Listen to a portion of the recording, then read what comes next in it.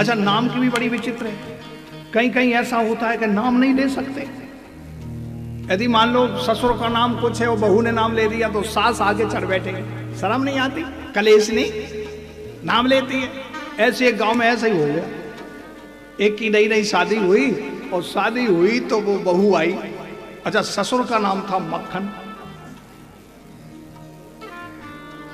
ससुर का नाम था मक्खन।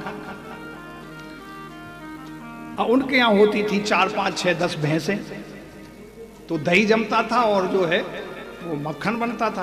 तो अब नई नई बहू आई तो सास बता रही, परीक्षा लेती है ना सासें कि देखें बहू बना पाती है कि नहीं। तो बेटा जरा दही चलाओ और दही चला के वो निकालना उसमें से मक्खन। नहीं कहा कि हम पति का नाम है।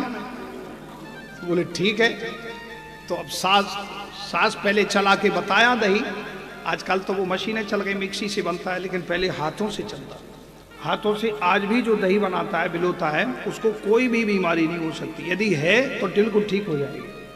किसी को कोई हो, शुगर हो, बीपी हो, यदि 10 किलो डेली 10-15 किलो दूध का दही बना के और डेली दही का मक्खन ताज़ा निकाला जाए हाथों से, तो उसका स्वाद भी बहुत अच्छा होता है दही मक्खन का और छाछ का भी।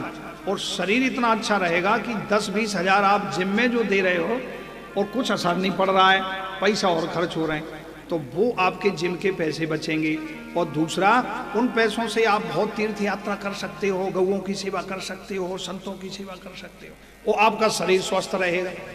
आपने देखा कि नहीं, घर में मालिक तो बेचारे दाल का पानी पी रहे और नौकर माल खाए जा रहे हैं। तो क्यों खा रहे हैं? वो तो खाएंगे उनके भाग में, इसलिए कि वो मेहनत कर रहे हैं, झाड़ू पोंछा सब कुछ वो कर रहे हैं। इसलिए मेहनत तुम केवल दही बनाना शुरू करो, 15 किलो 20 किलो रोज दही जमाओ और बढ़िया जो है घर का दही बनाओ और दही बना के वो फिर उपयोग में लाओ। जितना खाओ ठीक है, बाकी उसको बेच दो। हाँ, यदि इतनी व्यवस्था है, नहीं बेचते तो दान कर दो, खिलाओ सबको। ये भी बहुत बड़ी भक्ति है। दोनों पहलू हैं उसके। तो आपका तन भी ठीक, मन भी ठीक और धन भी ठीक है कि नहीं? हाँ, अरे बोलो हाँ जी। अरे तुम लोग भूल जाते हो। हाँ, तो दही कल से बिलोना शुरू। अब कल तो व्यवस्था होएगी, परसों से मटकी मंगाना, वो मथानी मंगाना और करना। अच्छा, मत करना, तुम्हारी इच्छा है। तो वो नई बहू आई और दही चला रही थी। दही चलाया और चलाते चलाते वो मक्खन आ गया। अच्छा, मक्खन जब दही में आ जाता है, मक्खन जब दही बिलो दिया जाता है, तो जब मक्खन आता है तो मक्खन निकालना भी एक तरीका होता है। ऐसे बड़े आराम से और ऐसा मक्खन का लौंदा बनता है। तो बहू से कह गई थी सास के, बेटा मक्खन आ जाए तो मेरे को बुला लियो।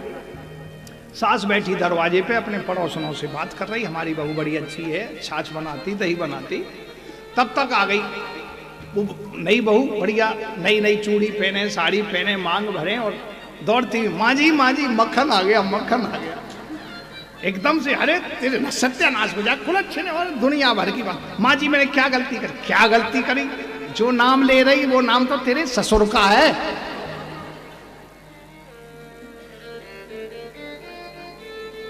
माँ जी गलती हो गई,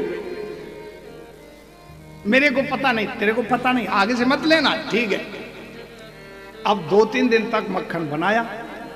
तीसरे दिन फिर सास दरवाजे पे बैठी और दही बिलो रही बहू।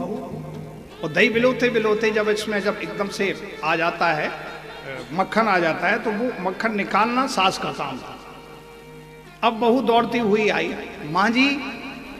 हाँ बोले वो आ गया है।